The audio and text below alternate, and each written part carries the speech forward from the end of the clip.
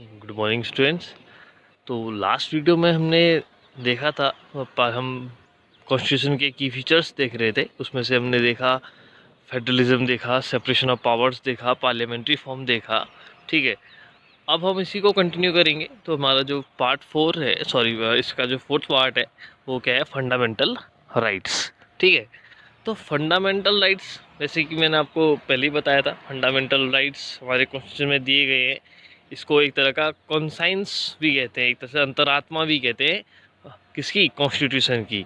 ठीक है, देखो कॉन्स्टिट्यूशन, कभी कभी क्वेश्चन आता है ना, वाई वी नीड कॉन्स्टिट्यूशन, हमको कॉन्स्टिट्यूशन की ज़रूरत क्यों पड़ी।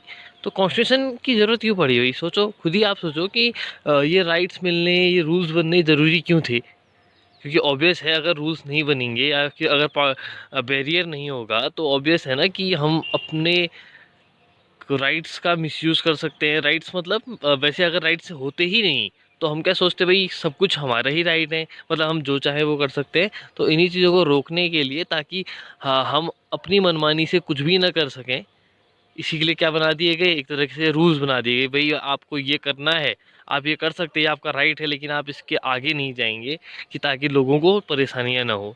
इसके लिए क्या बना दिए गए, कुछ राइट्स बना दिए गए।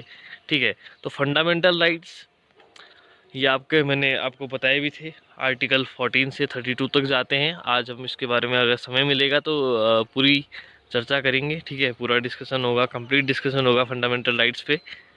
हालांकि यहाँ पर को दिए हैं, हम इसी पे बात नहीं करेंगे, हम इसके अंदर जितने भी छोटे छोटे सब पार्ट्स हैं सब पे बात करेंगे। ठीक है, तो बात करते हैं फंडामेंटल राइट्स की। The section on fundamental right has often been referred to as the conscience of the Indian Constitution.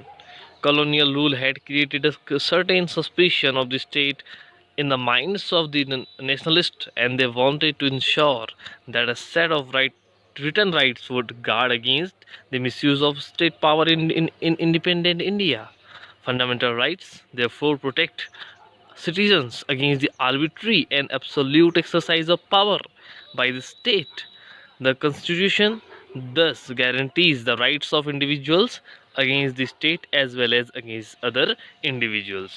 अभी फंडामेंटल राइट्स क्या है? अभी फंडामेंटल राइट्स बेसिकली कुछ बेसिक राइट्स है जो कॉन्स्टिट्यूशन हमको प्रोवाइड करता है, और इसको कंसाइंस ऑफ इंडियन कॉन्स्टिट्यूशन भी कहते हैं। कंसाइंस मीन्स अंतरात्मा एक तरह से। ठीक है, देखो हुआ क्या कि जब कॉलोनियल रूल था, जब ब्रिटिशर्स हम पे राज कर रहे थे, तो हमने बहुत कुछ झेला।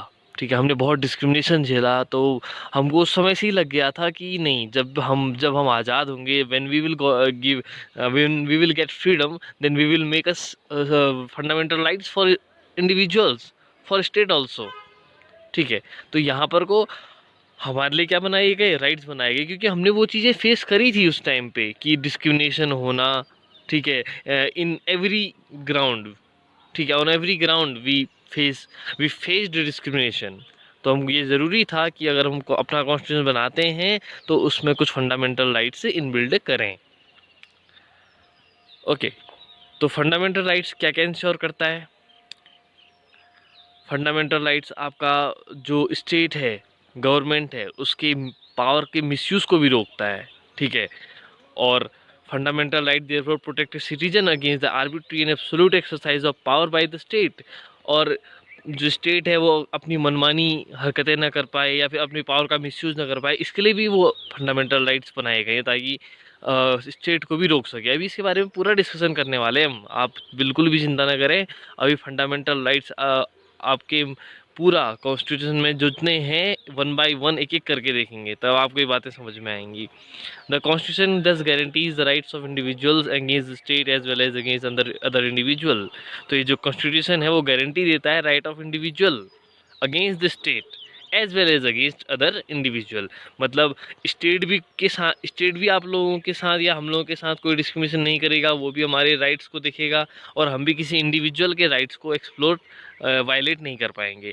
ऑब्वियस है ना, देखो इसीलिए तो राइट्स दिए गए, ताकि इंडिविजुअल टू इंडिविजुअल भी आप पावर का भी यूज़ ना कर पाएँ। तो भाई मेरे पास अगर राइट है तो ये नहीं कि मैं दूसरे के राइट्स को वायलेट करूँ, ऐसा भी नहीं है। अगर मेरे को राइट दे रखा है, जैसे मेरे को एक राइट्स है, राइट टू एक्सप्रेशन। ठीक है, right to express in speech, मेरे को कुछ भी बोलने की आज़ादी है, जैसे अभी मैं यहाँ पर बोल रहा हूँ, ये मेरा एक अधिकार है, मेरा एक राइट है। बट इसका ये मतलब नहीं है कि मैं कुछ ऐसा बोलूँ जिससे आपके फंडामेंटल राइट्स क्या हो जाएं, वायलेट हो जाएं। तो मैं कुछ ऐसा भी नहीं बोलूँगा जिससे आपको हर्ट हो, ठीक है। तो इसीलिए राइट्स का बनना जरूरी है। Moreover, the various minority communities also expressed the need for the constitution to include rights that would protect their groups. The constitution therefore also guarantees the rights of minorities against the majority, as Dr. Ambedkar has said about these fundamental rights. Their object is twofold. The first objective is that every citizen must be in a position to claim those rights, and secondly, these rights must be binding upon every authority that has got the power to make laws. देखो, जब ये constitution बन रहा था या फिर जिस time हम कहें ब्रिटिशर्स थे, उस टाइम पे जो माइनॉरिटीज़ थी उनके साथ बहुत ज़्यादा समस्याएं थी कंपैरेटिवली मेजॉरिटीज़, ठीक है। जो मेजॉरिटी कम्युनिटीज़ थी, मेजर कम्युनिटीज़ थी, उनके साथ उतनी प्रॉब्लम नहीं थी जितनी माइनर कम्युनिटीज़ के साथ थी। तो जो माइनॉरिटीज़ थे उनको भी ये एक एक्सपेक्टेशंस थी कॉन्स्टिट्यूशन मेकर्स से कि वो शायद हमारे लिए भी कुछ ऐसा करें। तो ठीक है, तो डॉक्टर अम्बेडकर जो आपका एक तरह से कॉन्स्टिट्यूशन मेकर माने जाते हैं, उन्होंने माइनॉरिटीज़ के लिए इसमें से अलग से इनबिल्ड किया फंडामेंटल राइट्स में, उनको भी एक तरह से लाइट में रखा कि इनके साथ कुछ बुरा ना हो, या फिर ये जिस तरह से ब्रिटिश कॉलोनियल सिस्टम में दबाए गए थे उसी तरह जो फ्रीडम इंडिया, जो फ्री इंडिया है, उसमें भी इनको वैसे ना दबाया जा सके। इसके लिए उसके अंदर फंडामेंटल राइट्स में ही इनको इंश्योर करने के लिए कुछ लिखा गया है, कुछ रूल बनाए गए हैं। और इसने डॉक्टर अम्बेडकर कहते भी हैं कि ये टू फोल्ड है, मीन्स इसके टू ऑब्जेक्टिव है। पहला ऑब्जेक्टिव ये है कि हर पर्सन को राइट्स दिए गए हैं और वो उस पोजीशन में हो कि वो उनको क्लेम कर सके, और दूसरा स्टेट के लिए भी ऐसे रूल्स बनाए गए हैं ताकि वो फंडामेंटल राइट्स को वायलेट करने वाले रूल ना बनाए। ऑब्वियस है ना, हो सकता है कि अगर स्टेट के ऊपर हम बैरियर न रखें या फिर उसके ऊपर कोई बाउंडेशन न रखें, तो हो सकता था कि हमने जनता को, पब्लिक को तो क्या दे दिए, राइट दे दिए, लेकिन हमने स्टेट के लिए कुछ नहीं कहा। तो ऐसा हो सकता था कि गवर्नमेंट अपनी मनमानी करती, क्योंकि गवर्नमेंट के लिए तो कोई रूल ही नहीं था। तो उसमें ये एक रूल ये भी है कि गवर्नमेंट किसी भी फंडामेंटल राइट्स को वायलेट नहीं करेगी। अगर ऐसा करती है तो आर्टिकल 13 है जो उसको पूरा वॉइड कर देगा, मीन्स जीरो कर देगा उस रूल को। इसको हम पढ़ेंगे भी, टेंशन नहीं लीजिए, सब आएगा। Okay. In addition to fundamental right, the Constitution also has a second called directive principle of state policy. In addition to fundamental rights, the Constitution also has a section called directive principle of state policy. This section was designed by the member of the Constituent Assembly to ensure greater social and economic reforms and to serve as a guide to the independent India state to institute laws and policies that help reduce the poverty of the masses. अब ये fundamental rights तो है, लेकिन इन्हीं के साथ addition में एक और पार्ट है हमारा पास जिसको हम कहते हैं directive principle of state policy. इसको शॉर्ट फॉर्म में हम कहते हैं DPSP, directive principle of state policy. क्या है भाई ये directive principle of state policy? ये कुछ एक तरह के डायरेक्टिव्स हैं, एक तरह के मतलब आदेश भी नहीं कहेंगे इनको, ठीक है, प्रिंसिपल्स कहेंगे। एक तरह के सिद्धांत हैं, रू या थ्योरी है जिसको हम कोशिश करते हैं कि भाई स्टेट यूज़ करे। मतलब अगर स्टेट के ऊपर स्टेट के पास ऐसी फैसिलिटी हैं कि उनको चला सकता है, इनको यूज़ कर सकता है, तो वो कर सकता है। जैसे अभी आपको ये समझ में नहीं आ रही होगी बात, इसके लिए एग्जांपल लेते हैं। जैसे एक तरह से ना, आपने सुना होगा राम राज्य कहते हैं, मतलब जैसे राम के समय पे उसकी जनता खुश रहती थी, किसी प्रकार की कोई लैकिंग्स नहीं थी, सबको भरपूर, सबके पास पूरे रिसोर्सेज थे, सब आराम से रहते थे, कहीं ऐसे क्या बोलते हैं, स्टारवेशन बोलते हैं, भुखमरी नहीं थी, ठीक है, सब बढ़िया से रहते थे, कोई दिक्कतें नहीं थी, तो उसको राम राज्य कहते हैं। तो एक तरह से इंडिया ने भी क्या किया था, राम राज्य की इमेजिनेशन करी थी, तो उसके लिए directive principle of state policy बनाई कि बताया गया कि अगर आपके पास सुख सुविधाएं हैं, स्टेट के पास अगर पॉसिबिलिटीज़ हैं, तो वो इनको लगा सकता है। अब लगा सकता है, कैसे लगा सकता है? जैसे सोचो, मतलब अगर स्टेट चाहे तो आप लोगों को किसी को कोई काम ही ना करना पड़े, उसके बाद इतना पैसा है कि वो सबको आराम से घर बैठे सब कुछ दे सकता है। तो एक तरह का मतलब सुख सुविधाएं दे सकता है। जैसे बिहार में, गुजरात में शराब बंद हुई, ठीक है, जैसे लिकर बंद हुआ।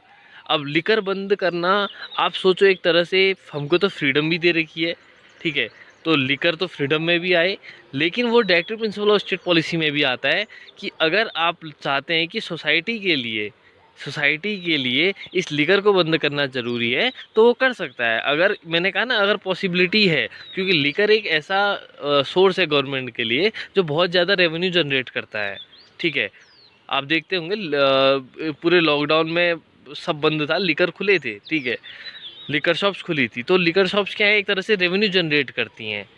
अब लेकिन अगर गवर्नमेंट के पास इतनी पॉसिबिलिटी है, इतना उसके पास पहले से टैक्स है कि अगर लिकर से आने वाला रेवेन्यू न भी आए, तब भी वो चला ले काम, तब भी उसका काम चले, ठीक है, तब भी उसके सारे फंक्शंस एक्टिव रहें, तो ऐसा अगर हो सकता है तो वो लिकर को बंद कर सकती है। जैसे गुजरात में हुआ, बिहार में हुआ, ठीक है, वहाँ लिकर बंद हो गया। तो ये एक तरह से क्या है, directive principle of state policy है। वहाँ पर एक आर्टिकल है, वहाँ पर दिया गया है कि अगर सरकार चाहे, स्टेट गवर्नमेंट चाहे, तो वो क्या कर सकती है, लिकर शॉप्स को बंद कर सकती है। तो ये आता है directive principle of state policy में। और इसमें एक और चीज़ आती है, जैसे एक और एग्जाम्पल मैं आप देता हूँ आपको। आपने देखा होगा जैसे बीफ आप लोगों ने सुना होगा, ठीक है। तो अब ये इन सब बातों को हम यहाँ पर डिस्कस कर सकते हैं। आप बड़े बच्चे हो गए, ठीक है, नॉट टू मच, बट चल सकता है, ठीक है। जैसे बीफ आपने सुना होगा, ठीक है, जो गाय का मीट होता है उसको हम क्या बोलते हैं, बीफ बोलते हैं, ठीक है। जो गाय है या फिर भैंस है, इनके जो इसका जो मीट है उसको बीफ बोलते हैं। अब प्रॉब्लम क्या थी कि जैसे बीफ भी खाते हैं लोग, ठीक है, बीफ भी खाया जाता है। अब according to Hindu religion beef को हम क्या मानते हैं, थोड़ा सा गाय को हम काफ़ी होली मानते हैं, तो उस वजह से होली एनिमल मान सकते हो, तो थोड़ा सा हमको लगता है कि नहीं खाना चाहिए। लेकिन अदर रिलीजन में आप देखो कि खाते हैं, कोई दिक्कत नहीं है। लेकिन इसी में directive principle of state policy में ये बताया गया है कि अगर गवर्नमेंट चाहे तो वो क्या कर सकती है कि बीफ पे रोक लगा सकती है, इस पे बाउंडेशन लगा सकती है। अब वही बात है, एक तरफ से देखा जाए तो फ्रीडम है, ठीक है, कोई भी खा सकता है, जो उसका मन है वो करे, कोई दिक्कत नहीं है। लेकिन गवर्नमेंट चाहे तो सोसाइटी के फेवर में इस चीज़ पे बाउंडेशन लगा सकती है। तो ये ही है एक तरह का क्या है, directive principle of state policy. इस पे हम जितने आर्टिकल्स हैं इन पे वन बाय वन इसको डिस्कस करेंगे, ठीक है। तो एक तरह से directive principle of state policy का वो राम राज्य वाली जो मैंने बात की ना, कि भाई राम के टाइम पे जैसा होता था, सब लोग खुश थे, कोई दिक्कतें नहीं थी, तो वैसा ही एक तरह से इनको कुछ प्रिंसिपल्स दे दिए हैं। लेकिन उस पर वो डिपेंड करता है कि उस टाइम पे उस गवर्नमेंट की हालत कैसी है। अगर उस स्टेट की हालत अच्छी है, अगर राज्य सरकार जो स्टेट गवर्नमेंट है उसकी हालत अच्छी है, अगर वो चाहे तो इनको लगा सकती है, अगर न चाहे तो नहीं लगा सकती, कोई ज़बरदस्ती नहीं है। जैसे फंडामेंटल राइट्स तो क्या है, वो इनको ज़रूरी है, वो लगाए जा सकते, वो लगाने ही लगाने हैं। उस पर ऐसा नहीं है कि अगर आप रोक सकते हो, अगर आपके फंडामेंटल राइट्स वायलेट हो रहे हैं तो आप जा सकते हो कोर्ट में कि भाई हमारे फंडामेंटल राइट्स वायलेट हो रहे हैं, हमको जस्टिस चाहिए। लेकिन directive principle of state policy ऐसा है कि अगर वो नहीं लग रही है तो आप उसको जाके कोर्ट में जाके ये नहीं कह सकते कि ये नहीं लगाया जा रहा है, इसको अप्लाई किया जाए। तो इसके लिए ज़रूरी नहीं है। तो इन दोनों बातों में सिर्फ एक ही मेन डिफरेंस है, फंडामेंटल राइट्स और directive principle of state policy, इन दोनों में एक ही अंतर है कि आप फंडामेंटल राइट्स को अप्लाई करने के लिए, या अगर अप्लाई नहीं हो रहे हैं तो आप कोर्ट में जा सकते हो, लेकिन आप directive principle of state policy के लिए कोर्ट में नहीं जा सकते। इन दोनों में सिर्फ यही अंतर होता है, ठीक है। Which fundamental rights will the following situation violate. अब इनमें से ये जो दिए हुए हैं, ये जब मैं आपको पूरे फंडामेंटल राइट्स बताऊंगा तो आपको खुद ही समझ में आ जाएगा कि कौन सा वायलेट कर रहा है किस फंडामेंटल राइट को, ठीक है। अब आता है लास्ट, सेक्युलरिज्म। सेक्युलरिज्म बहुत ज़रूरी है किसी भी डेमोक्रेटिक कंट्री के लिए जिसका अपना कॉन्स्टिट्यूशन हो, ठीक है। तो उसके लिए तो बहुत ज़रूरी है सेक्युलरिज्म लाना। अब सेक्युलरिज्म क्या है, बेसिकली सेक्युलरिज्म है किसी भी रिलीजन को सपोर्ट करना। देखो दो तरह के सेक्युलरिज्म होते हैं ना, एक होता है पॉजिटिव सेक्युलरिज्म, एक होता है negative secularism.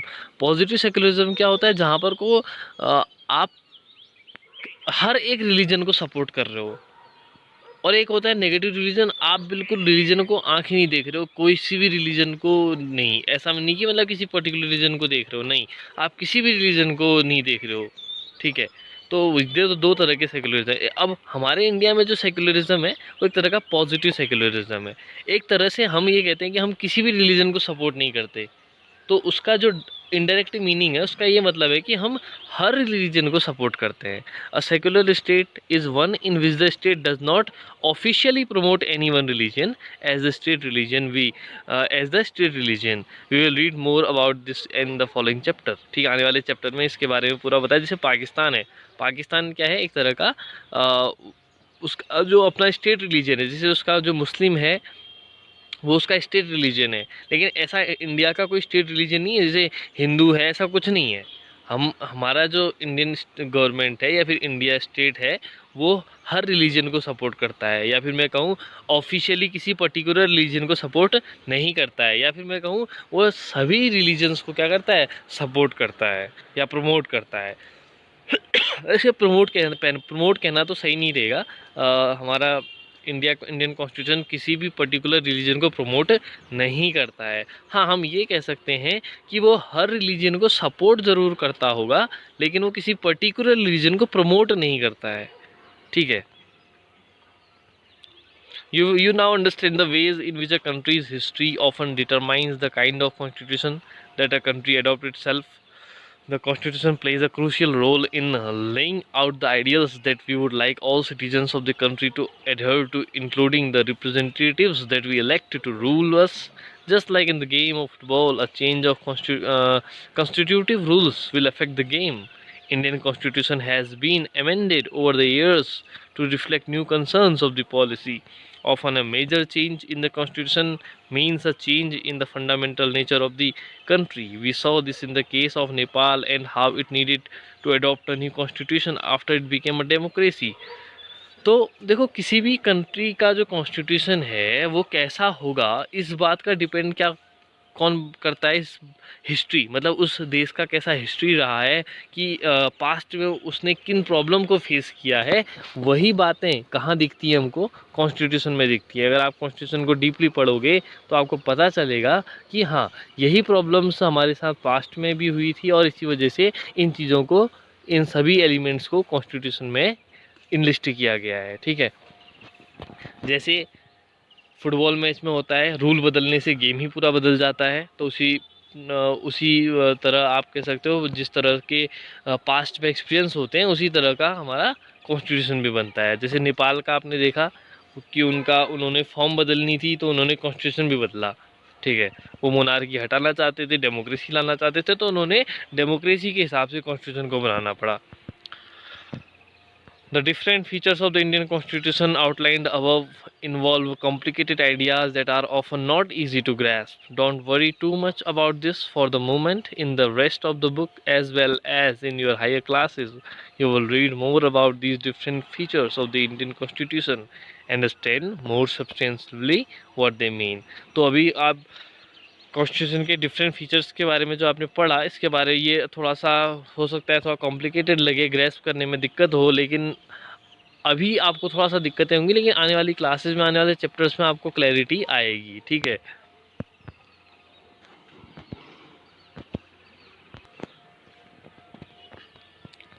The question also mentioned fundamental duties. Find out with the help of your teacher what these include and why it is important for citizens in a democracy to deserve these. अब fundamental duties भी हैं। देखो अभी तक हमने ये नई नई बातें आ रही हैं, फंडामेंटल राइट्स आया, directive principle of state policy आई और फंडामेंटल ड्यूटीज़ आई। दरअसल आप टेंशन मत लें बिल्कुल भी, ठीक है, कोई दिक्कत वाली बात नहीं है। अभी हम ये चैप्टर तो अभी ख़त्म हो चुका है, लेकिन हम कोशिश करेंगे फंडामेंटल राइट्स, फंडामेंटल ड्यूटीज़ और directive principle of state policy को पूरा करने की, ठीक है। अभी वैसे बेसिकली ये चैप्टर ख़त्म हो गया है, लेकिन पूरी तरह से नहीं। जो कि जिन जिन बातों को यहाँ पर एक्सप्लेन किया गया है उनको एक बार अलग से डिस्कस करना उसका ज़रूरी है, ठीक है। Illustrate each of the 11 fundamental duties with drawing, pictures, poem and songs and discuss them in the classroom. The basically fundamental duties क्या है भाई? देखो ड्यूटी नाम से ही पता चला है, ड्यूटी मीन्स ये आपकी ड्यूटी है, आपको करना चाहिए। लेकिन ऐसा नहीं है कि नहीं करोगे तो क्या होगा, होगा तो कुछ नहीं, लेकिन एक तरह का बताया कि भाई आपको करना चाहिए, यू शुड। ये मस्ट वाली बात नहीं है यहाँ पर, ठीक है, मस्ट नहीं आ रहा है यहाँ पर, को बस शुड लगा है कि भाई करना चाहिए आपको, ठीक है। बस ज़रूरी है, मस्ट नहीं है कि बस करना ही है। जैसे अब मैं आपसे कहूँ कि हमारा जो नेशनल फ्लैग है, हमको उसकी रिस्पेक्ट करनी चाहिए, ठीक है, ये एक हमारी क्या है, फंडामेंटल ड्यूटी है, ठीक है। तो अब ड्यूटी तो मैंने कह दी, को हो सकता है कुछ लोग ना करें, हो सकता है कुछ लोग करें, तो इसमें हम किसी पे इम्पोज नहीं कर सकते इस बात को, नहीं कि आपने करना ही है, ठीक है। तो ये है एक तरह से, जैसे हमारे मॉन्यूमेंट्स हैं, ठीक है, हमको उनको सेव करना चाहिए, नेचर है, हमको उसको सेफ रखना चाहिए, ठीक है, उसको सेव करना चाहिए। तो ये हमारा क्या एक तरह की फंडामेंटल ड्यूटी है कि हमको करना चाहिए ऐसा। लेकिन ऐसा नहीं है कि कुछ लोग नहीं भी तो करते हैं, हम कौन सा उस पर कोई चार्ज लगा रहे हैं, कोई हम पे चार्ज तो इम्पोज नहीं कर सकते हम, ठीक है। तो ये चीज़ें हैं, ये फंडामेंटल ड्यूटीज़ में, इसमें अभी 11 फंडामेंटल ड्यूटीज़ हम इस पर पूरा डिस्कशन करेंगे। तो थोड़ा सा मैं आपको अभी कॉन्स्टिट्यूशन का एक प्रीव्यू देता हूँ, जिससे हम अभी फंडामेंटल राइट्स देखने वाले हैं और डायरेक्टिव स्टेट पॉलिसी भी देखेंगे, फंडामेंटल ड्यूटीज़ भी देखेंगे, ठीक है। तो उसके लिए थोड़ा सा कॉन्स्टिट्यूशन के बारे में समझ लेते हैं, ताकि हमको ये बातें और अच्छे से समझ में आएँ, ठीक है। This is the constitution of India, official है, ठीक है, ये ऑफिशियल PDF है, दिखा भी है एज ऑन 9 सितंबर 2020। 9 सितंबर 2020 तक जो भी अमेंड हुए होंगे, जो भी उसमें करेक्शन हुए होंगे, वो सब इसमें होंगे, ठीक है। तो ठीक है, बेसिकली कॉन्स्टिट्यूशन क्या है, डूज एंड डोंट्स, क्या करना चाहिए क्या नहीं करना चाहिए, चाहे हम हो चाहे वो गवर्नमेंट हो, सबके लिए बता रखा है, ठीक है। इसमें बता रखा है government of India, ministry of law and justice, legislative department, okay. अब बेसिकली हमारे कॉन्स्टिट्यूशन में 22 पार्ट्स हैं डियर, ठीक है। बेसिकली हमारे कॉन्स्टिट्यूशन में 22 पार्ट्स हैं, मतलब से हमारे जो ऐसा ना डिवाइड नहीं होता है, जैसे हमारी पूरी बुक है, हमने उसको 6 या 7 चैप्टर्स में डिवाइड कर दिया, उसके अंदर छोटे छोटे सेक्शन बना दिए, ठीक है, यूनिट्स में डिवाइड कर दिया, यूनिट के अंदर फिर चैप्टर्स बना दिए। तो उसी तरह से ये भी क्या एक तरह की बुक ही तो है। मैंने आपको फर्स्ट दिन भी बताया था कि हमने क्या करा, अपने रूल को बुक बना दी, बाहर से बाइंडिंग करा दी, ऊपर से नाम लिख दिया कॉन्स्टिट्यूशन ऑफ इंडिया, तो वो क्या हो गया, रिटन कॉन्स्टिट्यूशन हो गया। ब्रिटेन के पास भी रूल है, लेकिन उसने उसको बाइंडिंग करके किताब नहीं बनाई, बुक नहीं बना पाया वो, बस इतना ही अंतर है। ऐसा थोड़ी कि उनके पास भी रिटन में कॉन्स्टिट्यूशन नहीं है, वरना उनको थोड़ी याद रहेगा इतना सब कुछ। प्रॉब्लम वो नहीं है, प्रॉब्लम ये है कि उन्होंने बस बाइंडिंग नहीं करा रखी है, ठीक है। इसको ऐसे ही आप सोच सकते हो कि बस बाइंडिंग नहीं करा रखी है, बाकी है तो उनका भी रिटर्न में ही। वो हम कहते हैं कि भाई, हालांकि हमारा जो बेसिकली हम कहते हैं, मैं कहते हैं कि हमारा रिटर्न है, उनका अनरिटर्न है, कि उनका लिखित में नहीं है, हमारा लिखित में है, हमारा रिटर्न में, उनका अनरिटर्न में नहीं है, ऐसा हम कहते हैं। हमारा जो मेन डिफरेंस है इंडियन कॉन्स्टिट्यूशन और ब्रिटिश कॉन्स्टिट्यूशन, इंग्लैंड का कॉन्स्टिट्यूशन या फिर ब्रिटेन का कॉन्स्टिट्यूशन, उसमें यही डिफरेंस है कि हमारा रिटर्न है, उनका रिटर्न में नहीं है। लेकिन जो डीप बात है वो ये है कि रिटर्न में है, लेकिन उन्होंने उसको कॉन्स्टिट्यूशन का नाम नहीं दिया है, बस इतना ही अंतर है, ठीक है। बाकी अमेरिका का कॉन्स्टिट्यूशन है, तो वर्ल्ड का पहला जो रिटन कॉन्स्टिट्यूशन वो अमेरिका का ही है, और वर्ल्ड का सबसे छोटा कॉन्स्टिट्यूशन वो भी अमेरिका का ही है, जिसमें सिर्फ 7 आर्टिकल्स हैं। और वर्ल्ड का लार्जेस्ट कॉन्स्टिट्यूशन हमारा है इंडिया का, जिसमें 395 आर्टिकल्स हैं, ठीक है। अब हमने कॉन्स्टिट्यूशन को 22 पार्ट्स में डिवाइड कर दिया। अब आप लोग ये तो नहीं सोच रहे हैं कि इन अमेरिका का इतना छोटा आर्टिकल 7 आर्टिकल्स में बात बन जा रही है, और इंडिया का पास तो 395 आर्टिकल्स हैं, ऐसा क्यों हो रहा है, ठीक है। जबकि अमेरिका भी इतना तो, ऐसा तो नहीं कि बड़ा देश वो नहीं है, उसके पास जब पब्लिक नहीं है, पॉपुलेशन उसके पास भी है, हमारे पास भी है, ठीक है, हमारे पास थोड़ा ज़्यादा होगी लेकिन उसके पास भी कम ज़्यादा तो नहीं है। अब इसके पीछे जो एक रीज़न है कि उसके पास 7 आर्टिकल्स होना और हमारे पास 395 आर्टिकल्स होना, इसके पीछे का रीज़न मैं आपको बता दूं कि वहाँ जो है अमेरिका का कॉन्स्टिट्यूशन एक है, ठीक है, मतलब अमेरिका जिसमें आपके 50 स्टेट्स आते हैं, अभी एक 51 आने को तैयार है, वॉशिंगटन डीसी, उसके लिए भी बात चल रही है। तो जो 50 स्टेट्स हैं उनके अपने अपने अलग कॉन्स्टिट्यूशन हैं। अमेरिका जो देश है सेंटर का, मतलब एक तरह से सेंट्रल गवर्नमेंट कह सकते हो, उसका अपना एक कॉन्स्टिट्यूशन है। तो ऑब्वियस है उसका सिंगल कॉन्स्टिट्यूशन है तो छोटा ही होगा। लेकिन हमने क्या किया कि अपने कॉन्स्टिट्यूशन के अंदर सेंट्रल गवर्नमेंट के लिए भी, मतलब जो दिल्ली जिसको हम कहते हैं सेंट्रल गवर्नमेंट, उसके लिए भी सारे बातें लिखी हैं। और हमने उसी के अंदर अंदर जो हमारी स्टेट्स गवर्नमेंट होती हैं, जो राज्यों की सरकार होती है, जैसे उत्तराखंड की है, अदर स्टेट्स की है, इनके लिए भी प्रोविजंस हमने उसमें लिखे हैं। तो इस वजह से हमारा जो कॉन्स्टिट्यूशन है वो काफ़ी बड़ा हो गया है। ठीक है। लेकिन अमेरिका क्या क्या है कि उनका जो कॉन्स्टिट्यूशन है वो सेंट्रल का अपना कॉन्स्टिट्यूशन है, बाकी स्टेट्स का वो अपना अपना कॉन्स्टिट्यूशन है। ठीक है। तो वो अगर आप उन सबको मिलाओगे तो ऑब्वियस है वो इंडिया से भी बड़ा ना हो जाए। तो इसलिए हम ये कहते हैं कि इंडिया, अमेरिका का कॉन्स्टिट्यूशन छोटा है। बेसिकली अगर बहुत डायरेक्ट बात, बहुत अगर हम एक डेप्थ में जाके बात करें तो ऐसा भी नहीं है। उनके हर अपने जो अंदर स्टेट है, 50 स्टेट्स हैं, उनका अपना अपना कॉन्स्टिट्यूशन है। और अमेरिका सेंट्रल गवर्नमेंट का अपना एक कॉन्स्टिट्यूशन है। तो हम बात सिर्फ सेंट्रल गवर्नमेंट की बात हिसाब से कर रहे हैं। अब हमारा एक ही है, उसके अंदर सेंट्रल गवर्नमेंट के बारे में भी लिखा गया है, स्टेट गवर्नमेंट के बारे में भी लिखा गया है। ठीक है, तो ऑब्वियस है बड़ा हो जाना है। उसने जो मेन कॉन्स्टिट्यूशन है अमेरिका का, उसमें खाली सेंट्रल गवर्नमेंट के बारे में लिखा गया है। तो इस वजह से वो हम कहते हैं कि हमारा सबसे बड़ा है। ठीक है, कॉन्स्टिट्यूशन, उनका सबसे छोटा कॉन्स्टिट्यूशन है। तो अब बेसिक मतलब आपको पता चल गया होगा कि ऐसा भी नहीं है। ठीक है। तो हमने कहा कि जो हमारा कॉन्स्टिट्यूशन है, ठीक है, उसको 22 पार्ट्स में डिवाइड किया गया है। ठीक है, 22 पार्ट्स अब हम देख रहे हैं। ठीक है, उसके बाद में हम अभी, आज तो नहीं हो पाएगा, नेक्स्ट वीडियो में इसको फंडामेंटल राइट्स के बारे में पूरा एक्सप्लेन करूँगा, फंडामेंटल ड्यूटीज़ और डीपीएसपी के बारे में भी। तो जो कॉन्स्टिट्यूशन है मैंने कहा 22 पार्ट्स में डिवाइड है। ठीक है, तो पहला पार्ट क्या बताता है, देखो, the union and it's territory. जो पहला पार्ट है वो क्या बताता है, the union and it's territory, कि भाई यूनियन और उसकी टेरिटरी के बारे में, कि जो भारत देश है उसके जो यूनियन है, मतलब इंडिया क्या है, यूनियन ऑफ स्टेट्स। जो हमारा इंडिया है वो कुछ स्टेट्स का यूनियन है, तो उसके बारे में बताया है। और टेरिटरी के बारे में, कि जो इस एरिया है, जो बॉर्डर है, वो कितना, वो क्या है, वो कैसा है। पार्ट 2 की बात करें तो सिटीजनशिप, कि इंडिया में कोई आए बाहर से तो कैसे सिटीजनशिप ले सकता है, और अगर इंडिया से कोई जाए तो वो कैसे सिटीजनशिप छोड़ सकता है, इसके बारे में बताया गया है। Part 3, sorry, very important part of this constitution, part 3 याद रखना। फंडामेंटल राइट्स कौन से पार्ट में है, पार्ट 3 में है। ठीक है, फंडामेंटल राइट्स। ऐसे ही part 4, directive principle of state policy, DPSP जिसको हम कहते हैं। ऐसी पार्ट 4A, फंडामेंटल ड्यूटीज जिसमें दी गई रखी हैं। ठीक है, अभी हमने जो पढ़ना है वो ये है।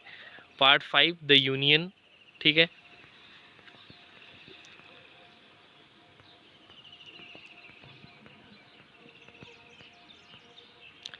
पार्ट 6, इसमें स्टेट्स के बारे में बताया गया। देखो यहाँ पर हमने क्या देखा, दोबारा से देख लें।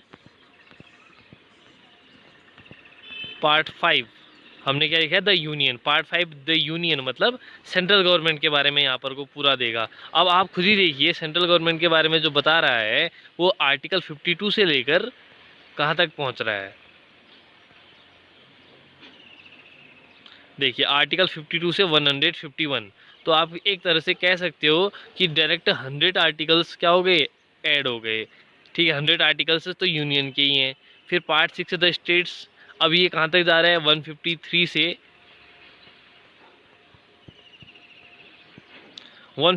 से 237 तक। अब आप देखिए इतने सारे जो आर्टिकल्स हैं वो इसी में डाल दिए गए। और अमेरिका का क्या है, वो अलग से अपने अपने स्टेट के अपने अपने कॉन्स्टिट्यूशन है।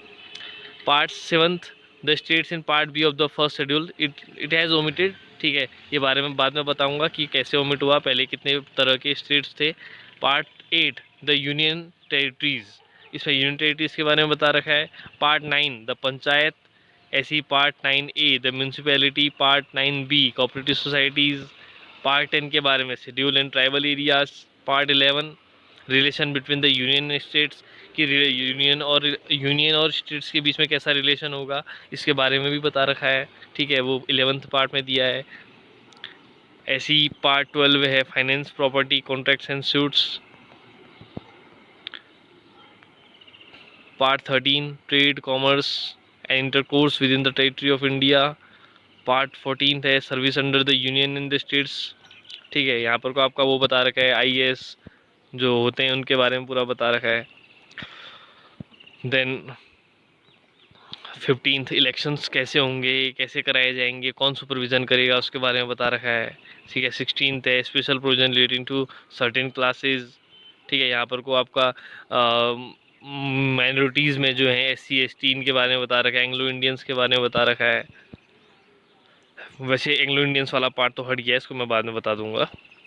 पार्ट 17th ऑफिशियल लैंग्वेज के बारे में बता रखा है। हालांकि ऑफिशियल लैंग्वेज कुछ नहीं है, लेकिन उसमें थोड़ा सा एक्सप्लेन किया है। ठीक है, इंडिया की कोई ऐसी ऑफिशियल लैंग्वेज नहीं है। फिर उसके बाद 18th है इमरजेंसी प्रोविजंस। ठीक है, 19th है मिसलेनियस, और 20 है अमेंडमेंट ऑफ द कॉन्स्टिट्यूशन। कैसे अमेंडमेंट हो सकता है, कॉन्स्टिट्यूशन लिख तो दिया ना, इसमें बीच बीच में ये अमेंडमेंट होते रहते हैं, करेक्शंस होते रहते हैं, तो उसके लिए प्रोसीजर बता रखा है। फिर उसके बाद 21 temporary, transitional and special provisions. ये बहुत इंपॉर्टेंट है, हालांकि अभी इसका ज़रूरत नहीं है हमको पढ़ने की। तो ऐसे ही लास्ट 22, ठीक है, short title, commencement, authoritative text in Hindi and repeals. ठीक है, यहाँ पर कोई बता रखा है। अब हालांकि जो हमने इस पे पढ़ेंगे, हम सिर्फ कौन कौन सा पढ़ेंगे, हम आपका पार्ट 3 पढ़ने वाले हैं सबसे पहले।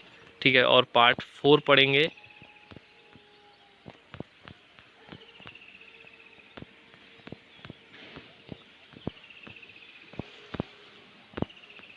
ठीक है, ये आया हमारा पार्ट 3।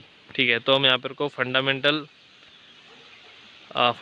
राइट्स देखने वाले हैं। ठीक है, और उसके बाद पार्ट 3, फिर पार्ट 4 DPSP, फिर पार्ट 4A में क्या पढ़ेंगे, फंडामेंटल ड्यूटीज़। ठीक है, तो इसको हम नेक्स्ट वीडियो में देखेंगे।